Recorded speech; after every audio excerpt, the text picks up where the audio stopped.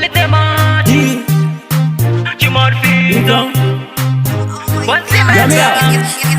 Kaposi Shamanda Tijanda Ceremony Father Chima Timati Pano Chiti Wakatamanda Katobipa. At this time Dile kutonza jambo Uzasare kumashure Enda ikupo kunuenda vangwe Kano Chiti Wakatamanda Katobipa. At this time Dile kutonza jambo Uzasare kumashure Enda ikupo kunuenda vangwe Tikitangari bude ngari sate mukomo Kuti uwe mutero unova pachikomo Shanda kiringa se jainamuka Na zaito jafara sewa wina loto Amaivi upenyu unutoda chikanja kurira ufika na hondo ya matanga didemera Tono tika pano pisa ni flat foot Lao wene andireti lita Kano chiti wakatamanda katobiba. At this time Dile kutonza jambo Uzasare kumashure Enda ikupo kunuenda vangwe Kano chiti wakatamanda katobiba. At this time Dile kutonza jambo Uzasare kumashure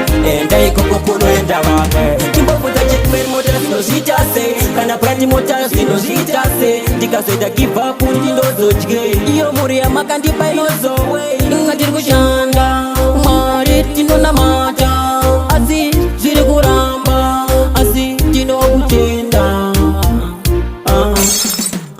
Pano chiti wakatamanda katobiba. At this time Dile kutonza jambo Uzasare kumashure Enda ikupo kunuenda vangwe Kano chiti wakatamanda katobiba. At this time Dile kutonza jambo Uzasare kumashure Enda ikupo kunuenda vangwe Tikitangari bude ngari sate mukomo Kuti uwe mutero unova pachikomo Shanda kiringa se jainamuka Na zaito jafara sewa wina loto Amaivi upenyu unutoda chikanja kurira ufika na hondo ya matanga didemera Tono tika pano pisa ni flat foot Lao wine andireti lita Kano chiti wakatamanda katobiba. At this time Dile kutonza jambo Uzasare kumashure Enda ikupo kunuenda vangwe Kano chiti wakatamanda katobiba. At this time Dile kutonza jambo Uzasare kumashure Enda ikupo kunuenda vangwe Kimbovu za jekmer moja sinozitase Kana prati moja sinozitase Ndikasoida give up unjindozo chige Iyo muri ya makandi painozo